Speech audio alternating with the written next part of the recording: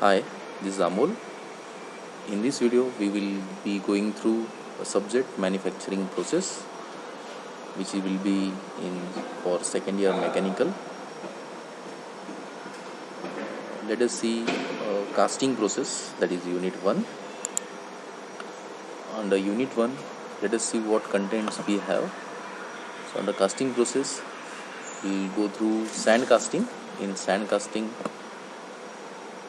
we have pattern, its types, then what are different material used for pattern, and what are the allowances given on a pattern. Then next is molding sand types, its properties and testing. Another is an molding. In molding we'll go through types, equipments, different tools and machines used to make mold. Then core. So core is another concept which is used to make an hollow section or hollow space in a component. So to make that core, what different types of core are used, how it is manufactured, that we'll see. Then another is an gating system and riser.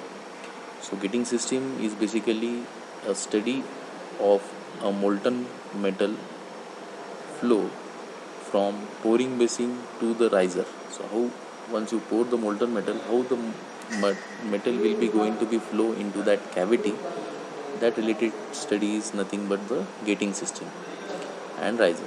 And you will be having a numerical on a riser. So how what should be the dimension of riser should be. So in that you need to find out the diameter or height of that riser. Another is an concept on heating and pouring. Another concept you need to see is an cooling and solidification. In that you have to see the process and the time estimation, that is what solidification time you require. So basically why this solidification time is important to study is because in casting, when you pour a metal, your component should be solidified first and later on your riser should be solidified. So for this reason there is need to study a solidification time. So related to that the calculation will be there. Then here there are what are the different defects and remedies will be need to take care in components, that study will be there. Then inspection techniques. So this inspection techniques will be related to the casting. Then what are the different types of an casting. So we'll see this in short, that is die casting, investment casting, centrifugal casting and continuous casting. So this is the content of your unit 1. So let us see what exactly casting is in next slide. So you might have come across this component. This component you might have seen in your two-wheeler engine. If you see near to your knee when you sit on a two-wheeler bicycle, so you'll observe that this is a two cylindrical engine case. So this outer part will be visible to you. Actually it is the air fins. So if you want to manufacture such a complex part, so it will be made by a die casting process. Then another is an you can call this as an fuel flow pump, or you might have seen this part on engine where oil cooling process or oil will be flowing through this part. So it will be made by a sand casting.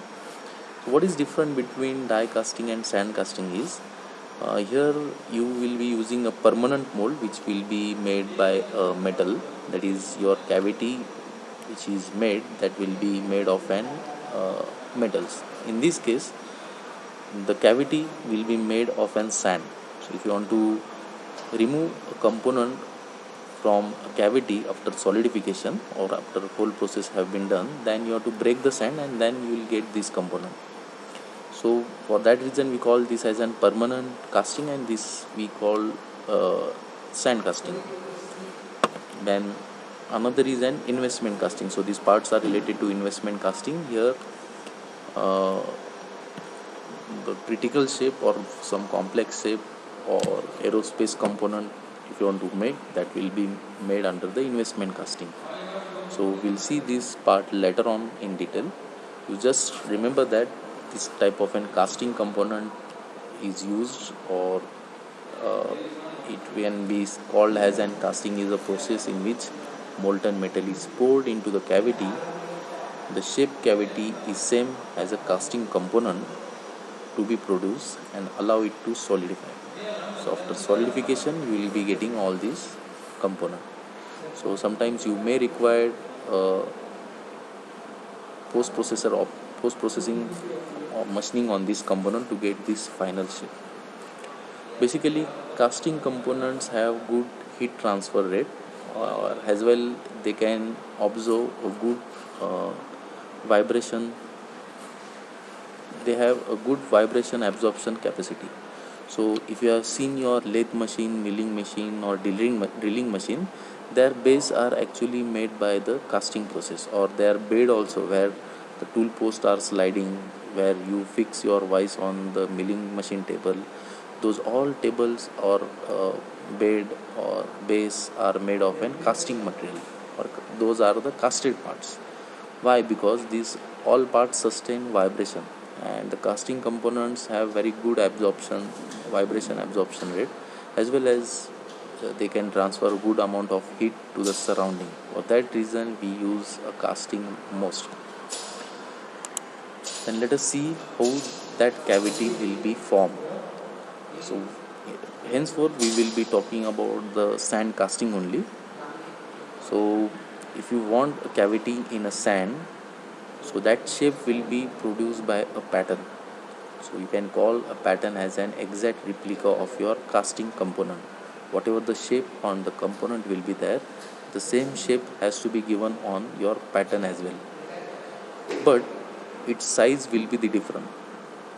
Shape will be the same, but the size of your pattern will be different from the casting. Remember this, because many times this type of an MCQ will be asked for your gate or for your college exam. Size only, shape are the same, size are the different. So why size are the different? So when you pour a molten metal into this cavity, then after solidification, whatever the molten metal you have poured, it shrinks with respect to this wall of your sand mold.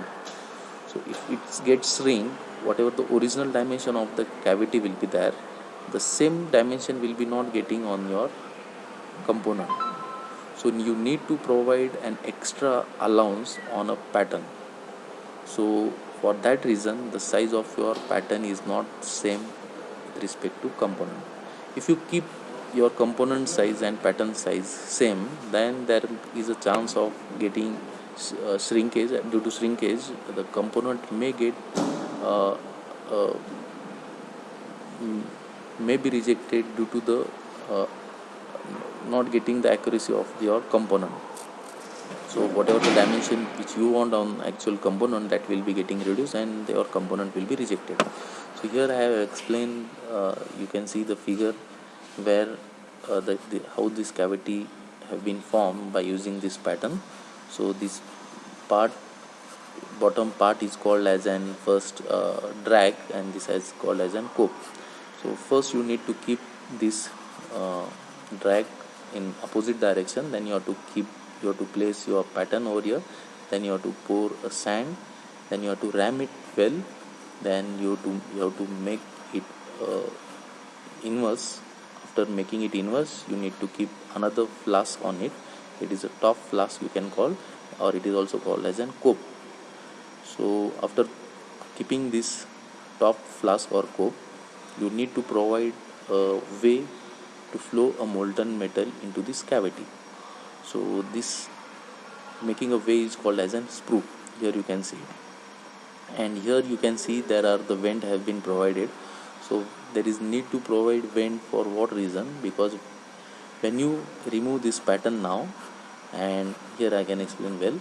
So in this region you can see now further this pattern have been removed, and again this top flask have been kept.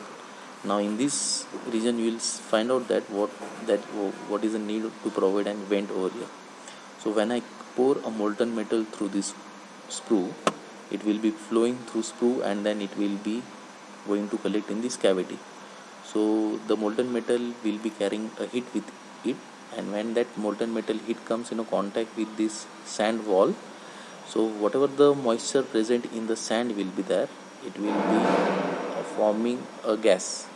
So that gas should be passed away through this vent, and it should be passed to the environment. If that gas gets trapped into this cavity or in a molten metal, then what will happen, gases or some very small space hole will be created into the casting, and it makes your casting weaker or your component weaker.